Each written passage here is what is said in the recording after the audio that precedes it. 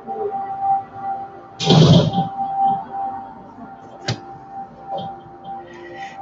everyone, Dina Eisenberg here, your outsourcing queen. Welcome to day 5 of the Time Starved to Worry Free Challenge. 5 steps to the law practice you want. Woo! We made it to day 5, and I'm so excited for you. I hope you learned so much about yourself this week. The power of reflection is so great when you just have a chance to sit down and think about what's happened in your life, what blessings and lessons are there for you, and you gather them up and you apply them so that going forward, you can have exactly what you want. Over the challenge, we covered a number of things, and I just want to recap them for you. You'll also get an email with all the lessons so that you can go back and catch up, excuse me, on the ones that you might not have completed or the ones that you want to dig a little deeper and do again. I highly recommend that. Just like you wouldn't send out your first draft of a brief, you want to make sure that you have give yourself a chance to think and then rethink and do some of the exercises and the worksheets again so that get even more value out of them. So, our first day was about embracing what is. Hopefully, you took a look at your law practice and really saw what things make you not so happy that you're tolerating that you'd like to change. But I also hope that you saw something beautiful and wonderful, that you built a law practice that works, that you did something that other lawyers are afraid to do or have failed at doing. You created your own law business. So I don't want you to forget that while you're looking at the things that you don't want, like or don't want. I want you to be proud of what you built. On day 2, we talked about using the wand, remember, to create your vision of your ideal law practice. You know, the one where you go to every day feeling happy, fulfilled, grateful to serve, satisfied that you're earning all the money that you want, and just anticipating each day with gladness and joy. If your vision wasn't as big because you were a little bit hesitant, do that worksheet again because you have so much more waiting for you. Goodness and abundance is your birthright. You just have to see it and claim it. If you can't see it, you can't have it. So if you found that your worksheet wasn't as detailed as maybe you'd want, go back and do it again. Now, on day 3, we took a big look at your limiting beliefs so that you could ditch those bad boys, but keep the lesson. So, always is a lesson in the good and the not so good. You held those beliefs because at one time they served you. They helped you move forward or cope or do something else, but they're not serving you now.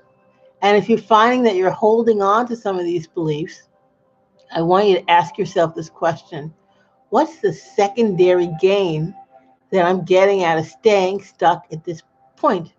There's always a secondary gain, right? So if you find that you're totally overwhelmed and overworked, you might not like that. But the secondary gain is you don't have time to do some other things that you might be avoiding, right? So look for the secondary gain if you're finding it's hard to release some of those limiting beliefs and to write the script again. If you found that you didn't have that many limiting beliefs, good for you. That is great. But don't be surprised as you try to level up, some of those beliefs pop up. It's almost inevitable when you try to go to the next level of goodness that you're going to have some limiting beliefs pop up. Just examine them and see them for what they are, just a thought, and move past them. On the 4th day, we had you really think about what your next step is and get motivated to take that step. Now that you know that there's so much goodness and abundance waiting you, that you could have the law practice you want, your inner critic might have gotten a little scared and decided, we're not going. I don't want to move forward. So hopefully you heard my message about tomorrow is not promised. You have an opportunity today to change your life, and I certainly hope that you looked at your damn it list from day one, compared it to day two. What you want is a list of tasks that you're going to start delegating, right? Pick that one task, that baby step that you can start right away, because delegating is kind of like potato chips. Seems strange, I know. But when you have one good experience outsourcing, it sets in motion the desire to have more experiences and take more things off your plate. And when you free up your time, then you can leverage that time to either grow your business or spend time with your family or do other things that you want. So it's worth taking the next step. And then here we are in day 5, the recap.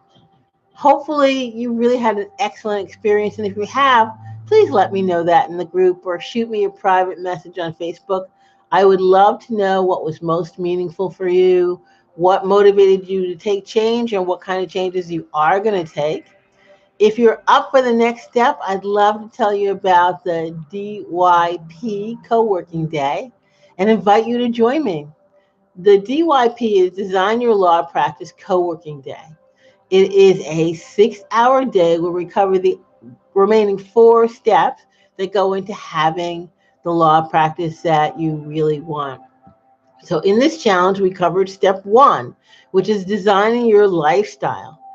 Step 2 is building your niche practice, really finding that little niche that's perfect for you, that satisfies you, but that also makes you an expert who clients are willing to pay more. Then we're going to identify your ideal best client. Now, you probably know about the ideal market, but your best client is a concept that most lawyers don't focus on. It's about looking for qualities and behaviors in your client that make it easier for you to do your work or inspire you to do your work. So we'll talk about that too. We'll also talk about what some of the essential systems you need to put into place into your law practice to make it run smoother so you're not overworked. And there are a couple of places at the beginning and the end where you can add one process that's really going to make a lot of difference. Then we're going to talk about promoting your wonderful, perfect law practice. Because as lawyers, we don't learn a lot about marketing, and we feel a little uncomfortable about promoting because we're professionals. We're not supposed to do that. But times have changed, and so I'll teach you to find a natural way to promote that's good for you and suggest my favorite method right now that's working like gangbusters. And then the last step is really to thrive. And that means figuring out ways to make yourself happy every day, to put plans in place that are good for you, that give you the self care that you need. Your mind, your creativity, your joy are your best assets, and you have to protect them. And that's not going to happen by accident. You have to plan to do it and plan to make the time for yourself. So that's the last step we'll cover in the DYP co-working day. You'll leave that day with an outline and the steps to take on your own to move forward and get the practice you want. And if you find at the end of the co-working day that you want to go further, I have another program for implementing that I'd be happy to share with you then.